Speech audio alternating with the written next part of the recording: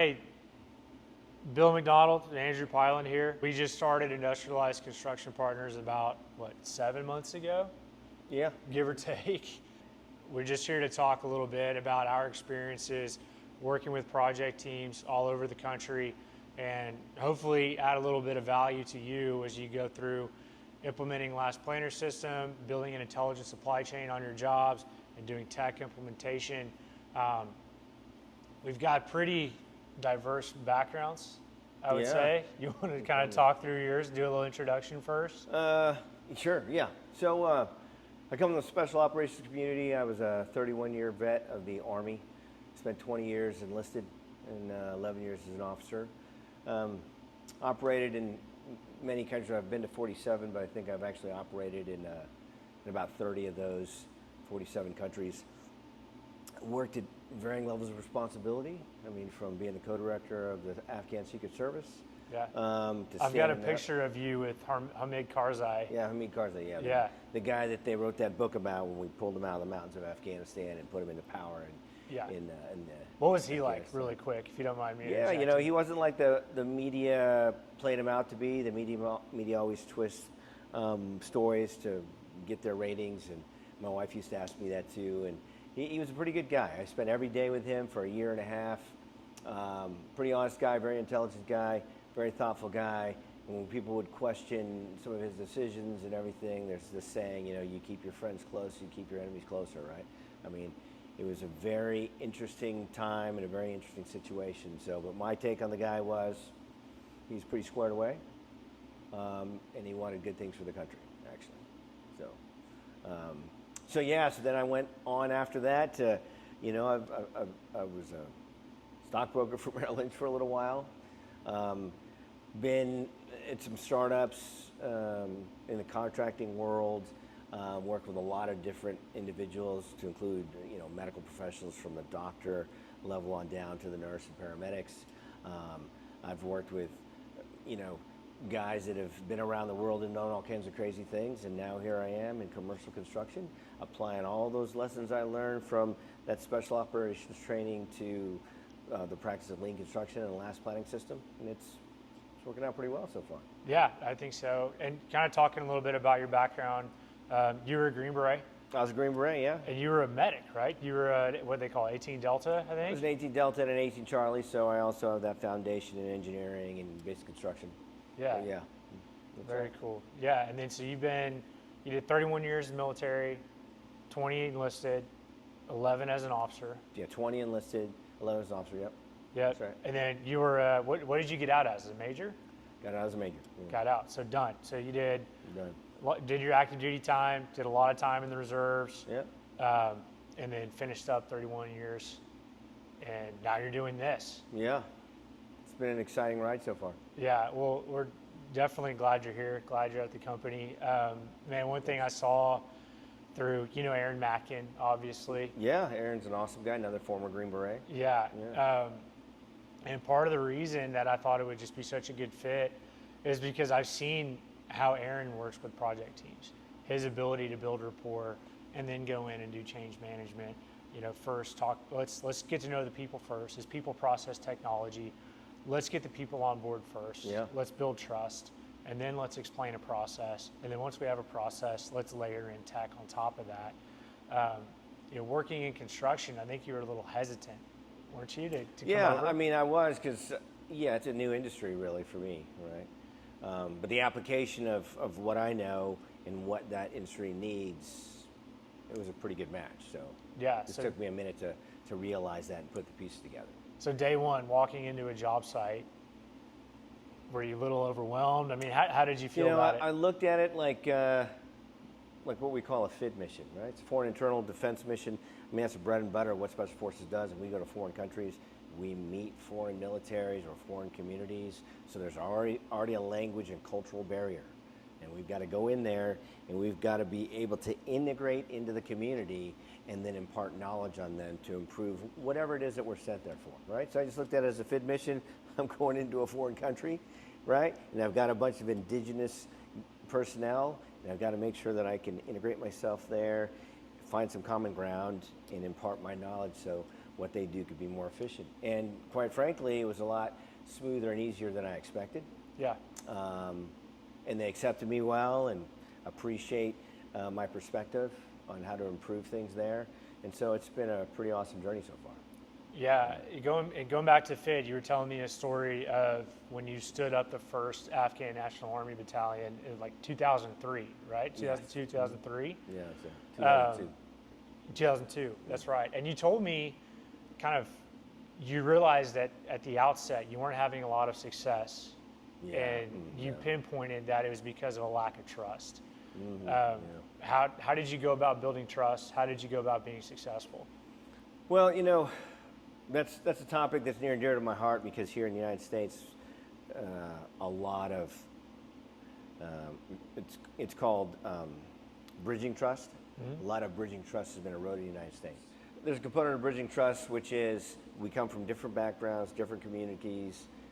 How can I trust you, and how do I interact with you in such a way that I can build your trust, right? So that bridging trust bridges gaps of community or bridges gaps of socioeconomic levels or tiers, so to speak.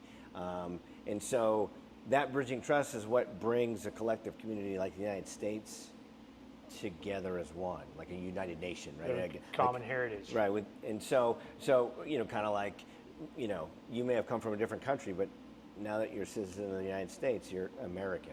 Yeah. Right?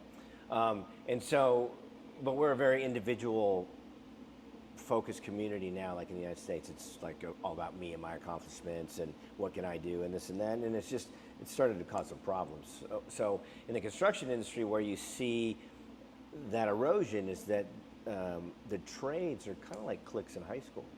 A little bit. Right? They're You think kind of so? like that. Yeah. In fact, just the other day I was doing a presentation and they all laughed. All of the people in that room laughed like, yeah, you're right.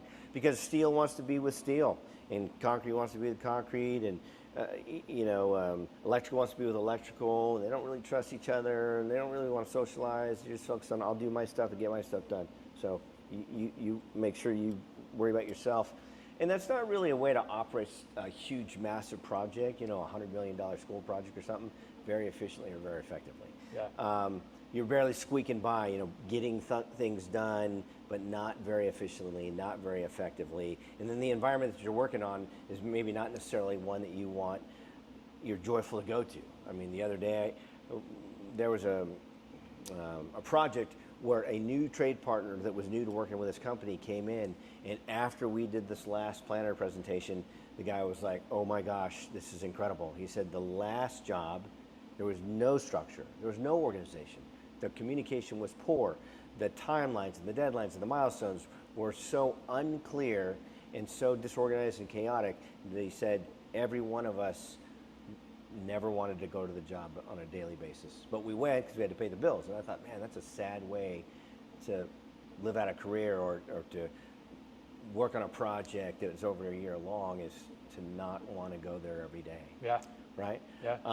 Been there. Yeah. So the last planner system, if done correctly, it actually helps motivate people to come because they're like, man, we got a plan. We know the flow of work. We know the sequencing of who comes before who and who comes after who. We know the duration. And so it gets pretty clear. They know what to expect. And then they begin to work together, collaborate, and just do things that they hadn't done on previous projects. It's pretty magical. It's pretty cool to watch. Yeah. So kind of regressing a little bit back, you mentioned trades can be like cliques in high school. Yeah. You had the groups in high school, right? You had the jocks, you had the band kids, you had the academic kids, you had the kids that the goths or whatever, right? Yeah. Yeah. If you had to kind of apply a personality trade by trade, are there any that just stick out to you? I've got a few, but what do you think? Oh. And you're fresh eyes in construction, right? You've been doing this for 7 months, so it'd be really interesting to hear your thoughts. Yeah, I view them as cliques. There's not really too many that stand out necessarily. I think as far as like the jocks go, they'd probably be the steel or the framer guys. Either one of those two, right? Because they're the guys. Like there's one multi-million huge project in and I guess the framer guy would come in with sunglasses all the time, and he was kind of like, and he looked like he's in fairly good shape. And the steel guys, man, they usually look like they're pretty stout guys, the steel guys. But I mean, I can see the clicks, but as far as associating, I haven't taken the time to do that. Yeah. I think you're spot on with ironworkers in general, kind of being the jocks, like where, you think you're like the military, like the infantry. Like I see the like an infantry guy, yeah. Right, it's kind of the same way. It's funny. I love my electricians, but I mean, I see them as kind of like I don't know. They're like the smart prima donnas sometimes, and it's really funny to watch. I mean, they've got a hard job. They've constantly using their brain. Yeah. But God forbid they pick up a broom every now and then. But anyways, that was just a quick digression. Curious what your thoughts were on that. Fast forwarding, and now you're here. You've got about a dozen projects under your belt. You're basically tasked with going into individual project teams and putting them through a boot camp of sorts, right? So you basically, day one, you'll build rapport. The next trip you come out, you'll talk through phase planning, and you'll actually put them through a phase plan rehearsal. I know you're big on rehearsals. Tell me a little bit about that. Yeah, so really what I've found over the course of doing all these projects over the last 7 months, I've changed my approach a little bit, but I believe, and what I've found out is that whole principle of see one, do one, teach one type of thing. So this one's changed a little bit, and it's see one, meaning I do a demonstration of what it looks like from start to finish. Yep. And then they rehearse one from start to finish, and then I observe them doing the real thing from start to finish. Yeah. And then I provide feedback. And what I've been told was before, when their exposure was like a 2-hour PowerPoint presentation, whatever, with the limited ability to actually ask questions and zero ability to do hands-on practical exercise, which is the way this industry learns, right? Yeah, kinesthetic learners, right? Right, exactly. I mean, you're swinging a hammer, you're putting wires together, you're friggin' laying steel down, you're pouring concrete, whatever. It's all kinesthetic, right? And so this industry can't just watch a PowerPoint on a wall or on a screen and then be expected to understand and be able to implement that stuff, right? Which is what I've seen a lot in the industry. So it's a lot of theoretical stuff, and then they are sent to a project and say, okay, go execute. So this whole process that I've integrated now with the demo and the rehearsal and everything has been a game changer for them, because in the demo, they understand what are the different parts and pieces of just starting the meeting to begin with. How do you start it off on the right foot? How do you set the right tone, right? So the meeting begins where you want it versus behind where you want it, right? Because it starts with chaos or no organization, things like that. And then it allows them to work out the jitters, the first time you've ever had to go on stage, right, or a play or anything like that. Nobody wants to public speak. They don't want to be the center of attention, right? So this just provides an opportunity for them to be the center of attention in front of their peers, not a bunch of trade partners and stuff like that, which kind of lowers the stress level a little bit. But then for that rehearsal to be successful, those peers must then play the positions and the roles of trade partners. So presenting problems and issues and stuff that they might see for real, and it allows them to work through some of these issues. A lot of times it just helps them improve their personal approach, because they're like, I didn't even think about that, and that's a good issue that we need to address, and this and that. So then that better prepares them for the real thing, right? Or it's like the crawl, walk, run scenario. It's all the same thing, right? But it's got to have a kinesthetic component. It's got to have a practice rehearsal component that's as realistic as possible. Yeah. Right? And so when they get that, it really changes the game, makes them feel more comfortable, makes them better understand. And the other thing that I've implemented, which so far I have yet to see, is an SOP, right? Yeah. Standard operating procedure. And that's one thing we've done. Yeah. And you know the deal. In the military, I mean, we have all kinds of SOPs on this is how you operate this vehicle. This is how you do this small unit tactic. This is, right? It's a guide. It's a pamphlet, right? Not everyone's going to remember all the details, so you got to have a reference. So far from what I've seen, no reference unless you're going to expect somebody to carry around a lean construction book. Right. Right? Nobody's going to do that. Yeah. But this SOP now, which started at around 8 pages, has grown to like 30-some pages. It's a living document, right? Which means every project can change it a little bit, add what works for them, what doesn't work for them. But now they have a piece of reference material that details out, this is the email that you should send out, this is when you should send it out, this is some of the information you should provide to help them prepare, your trade partners, prepare for the meeting. Here are the expectations, here are the guidelines. All the different various aspects. Here's how the room gets laid out, right? So now they have a manual they can reference for when they didn't forget. I mean, let's think about this. A superintendent of a project, he's got 1,000 things to deal with on his mind, right? So to expect him to remember this new system, last planner system, and all the different parts and pieces is probably not realistic, right? He's got other things to think about.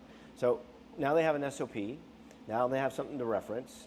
Now when they get new staff members, they can start out by saying, hey, there's an SOP over there for the last planner system. Why don't you just pick it up, read through it. If you get any questions, let me know. But it should outline most of what you need to know. Yeah. And we'll just, we'll go practice whatever. And those new people that have had access to this have said, yeah, this is awesome. I looked through this and now I better understand because I've walked into meetings and I've kind of seen them doing something like this, but I really didn't understand what was going on, right? Yep. So that's been a game changer too. So that SOP and the rehearsals and the whole process of, learn about it, see one, practice one, execute one, seems to be really successful to these guys. And giving them the confidence to feel like they can actually do phase or pull plan and understand it. Yep. And then on the flip side of that is when we have this relationship in commercial construction where you have a project and you have a management team, you also have the trade partner portion of the team. And so companies are giving training to the trade partners, not the trade partners, but they're giving training to the leadership of, a commercial construction company or something. But then here are the trade partners not getting some of the same training, right? And so when the trade partners don't feel comfortable with the process or don't understand it, then getting their buy-in, which then makes that whole process of the last planner system successful, it fails.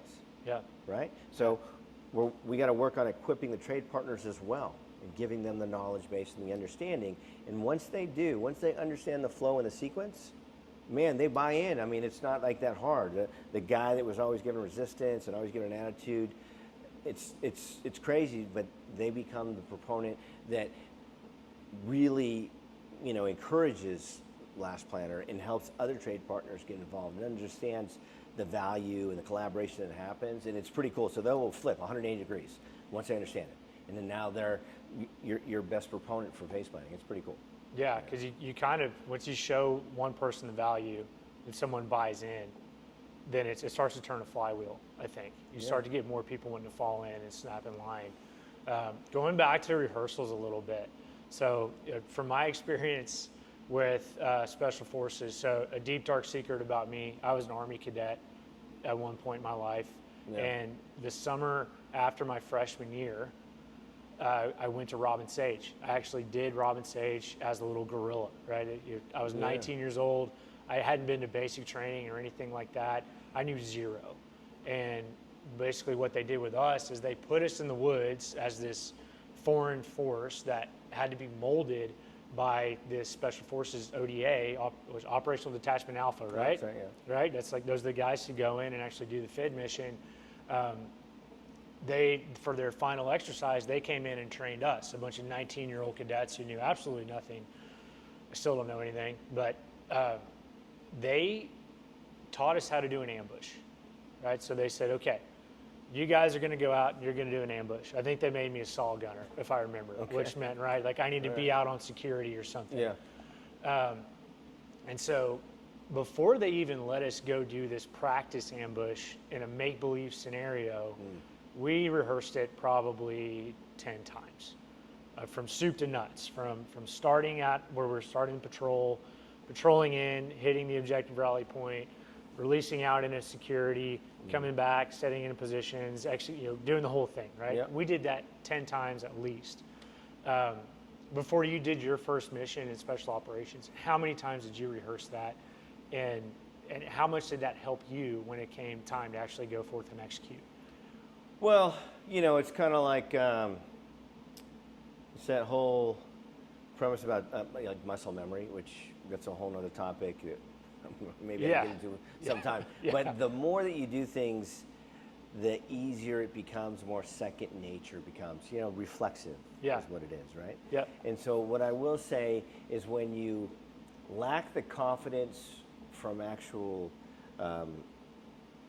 direct correlative experience, meaning if you haven't been to combat and you haven't gone into a house to get a hostage before, then obviously there's always going to be that component where dang, am I going to do this right? And am I going to shoot someone or whatever? But when you go through those rehearsals where everything is set up as close to what it's going to be like in real life, and you go through there and there's smoke and there's notional bad guys and good guys and stuff, and you go through that scenario, it's called stress inoculation is one of the terms they use.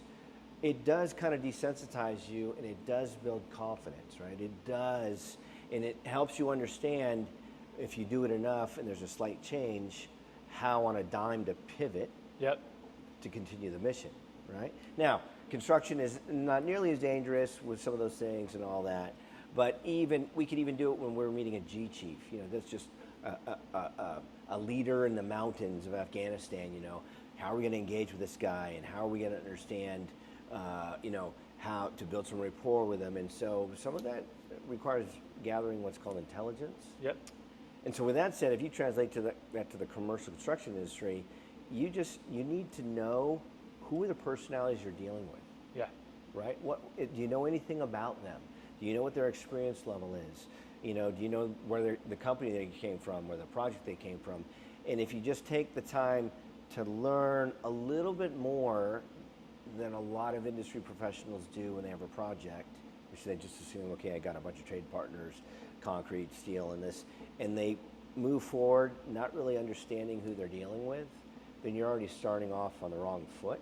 Yep. And so it just takes a little bit of understanding. I call it gathering intelligence, but it's just a little understanding of who you're dealing with so that you can slightly tailor your approach to the team that you have, right? So that's one thing I think that's lacking in the industry as well. Yeah, let me pause you real quick on that. So, you mentioned what I kind of heard you talking about was reps, and looking at, if you go into say a typical construction project, you might get 2 or 3 reps, maybe 4 at a phase plan if you don't rehearse, right? And they're spread out over 2 to 3 months each. So let's say an 18-month project, you might get 3 or 4 reps at phase planning on that project.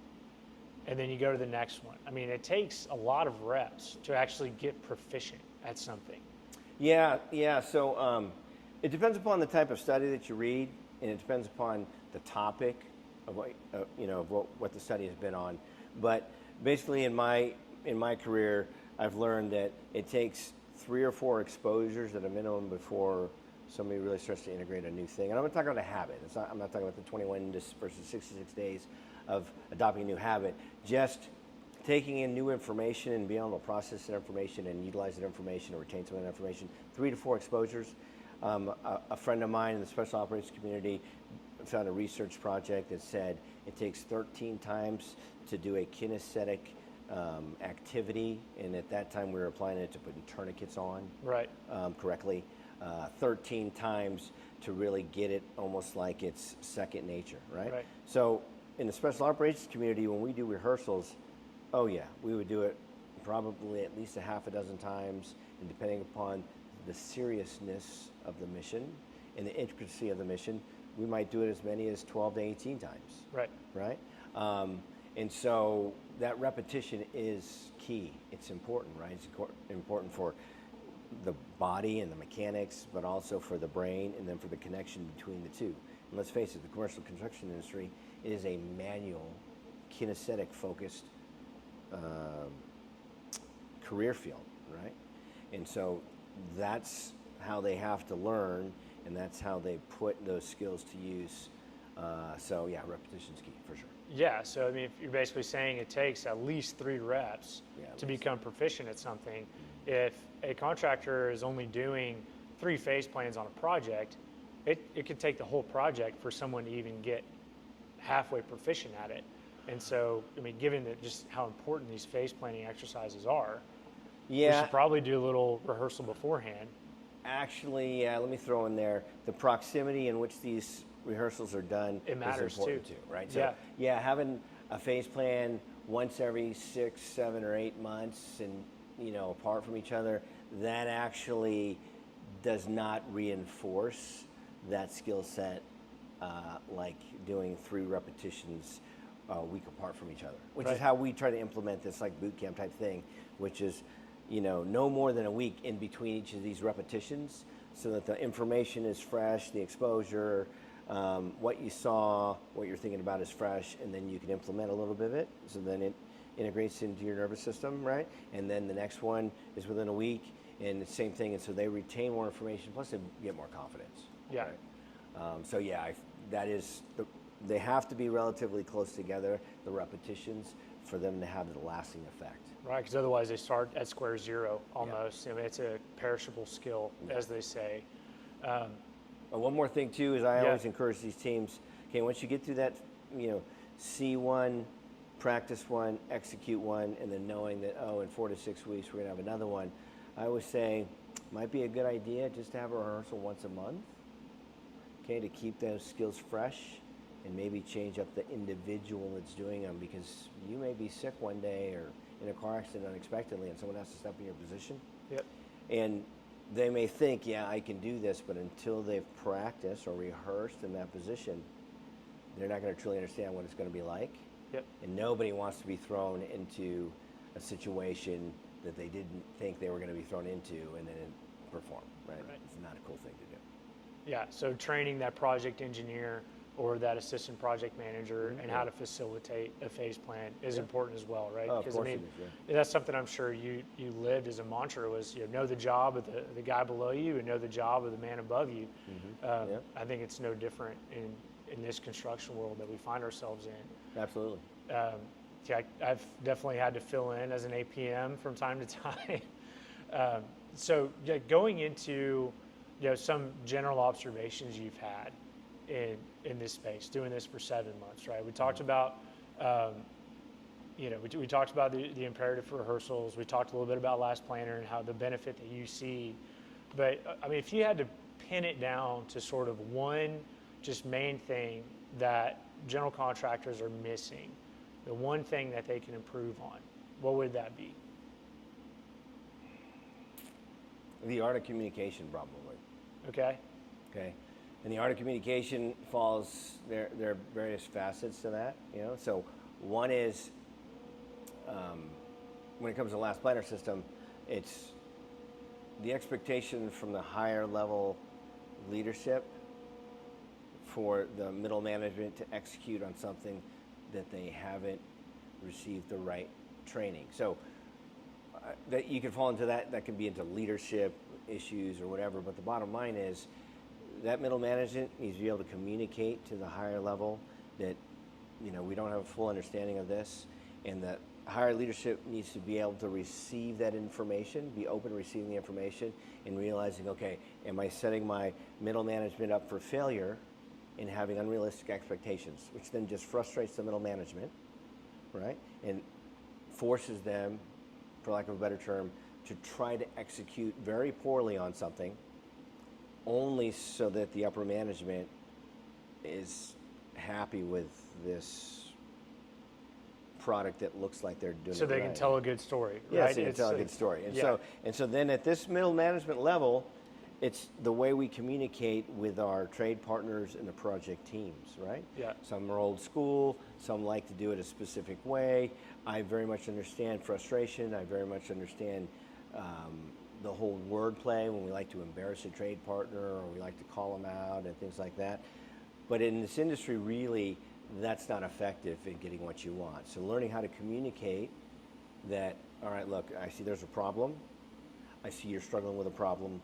Let me come alongside you, or let us come alongside you, and let's figure this problem out together, versus saying, just demeaning the person, right? So again, it's effective communication, and then conveying information about whatever's going on. Like, how can I explain what we need for the last planner as far as someone being accountable and someone talking about the duration and the sequence. And a lot of people, because they don't understand it themselves, they can't communicate it to the trade partners. Yep. And so the understanding that the trade partners have is it's not very clear, it's not very concise, and so they don't know how to execute, right? And so here we got a bunch of people that barely know what they're doing, trying to execute on this huge project with all these external stressors and expectations and forces that are unclear, right? And so that whole communication thing is, let's be clear, let's be concise, let's be structured, let's have parameters, let's have a right limit, let's have a left limit,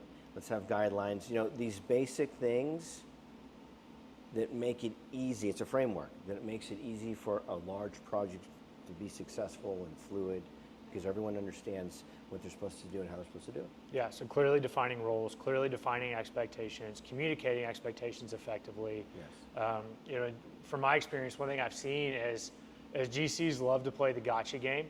I think everyone. It's not just GCs. It's owners. It's trade contractors. It's really everyone. The whole, you said you were going to do that and you didn't do it, so now I'm going to beat you over the head with it. Kind of playing that gotcha game with people. People somewhat see it as like, I don't know, like a notch in their belt almost. Like, oh yeah, they told me this, and I did my research and I found out what they said wasn't accurate, and I told them the right thing.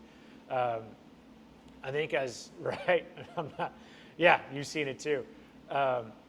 You know, from my perspective, there's a way, especially at that middle management level, and when we say middle management, we're talking the general contractor project leadership team, to do that in a way where the trade partner doesn't feel like they're being condescended to or being talked down to, or that someone's playing the gotcha game. It's more like, hey, look, I hear what you told me.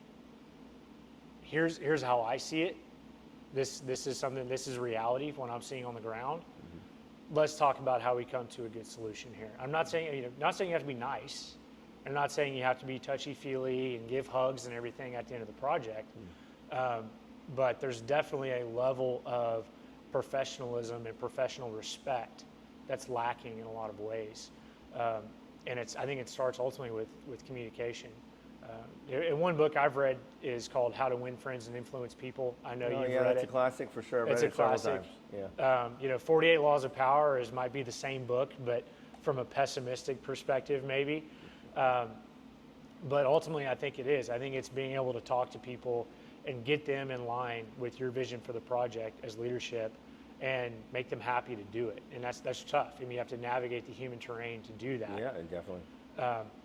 So communication, I appreciate that. I think I've seen the same thing. Actually, I know I've seen the same thing. And that ties back to leadership in a lot of ways. But I mean, that's what we're here to do, is we're here to come in and implement a boot camp, let them do that kinesthetic learning process.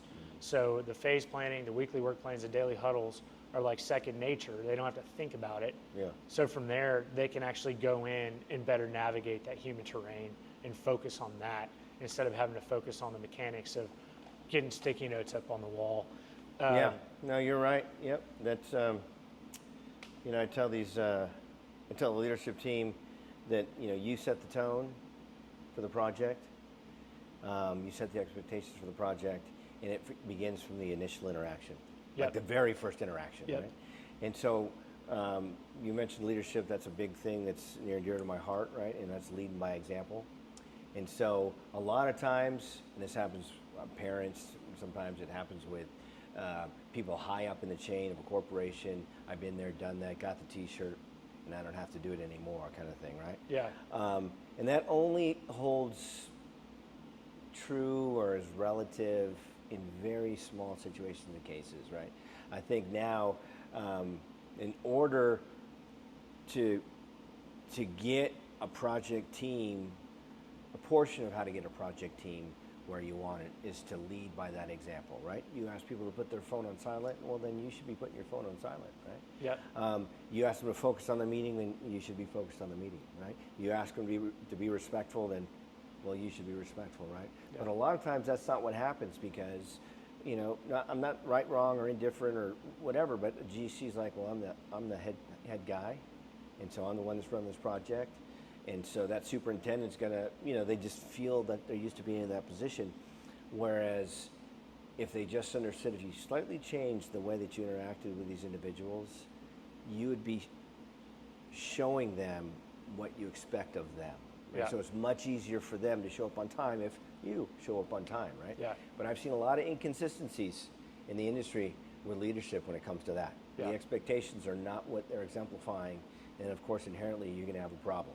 Yeah. Yeah, that's it. Yeah, people do what they see, not necessarily what they hear. That's right. They always do what they see. That's important. Well, great. Well, Bill, thanks for talking to us for a little bit. Yeah, for sure. Yeah, we're going to keep talking more about what we've seen on job sites. We'll keep talking about how we see ways to improve the commercial construction industry, specifically with GCs first. We do work with trade partners. We work with owners. But this is just one piece of the pie. You know, talking about your scope here, where you're putting in your boot camp for Last Planner system. Ultimately, let's get better schedules. Let's get better teamwork. Let's get better project outcomes. There's a whole lot of other things behind that we do as well, specifically around supply chain, prefabrication, and in general tech implementation and building out tech stacks that we really can't do and do well unless we do this first as sort of a foundational process. Invest, right, yeah. It's the foundation.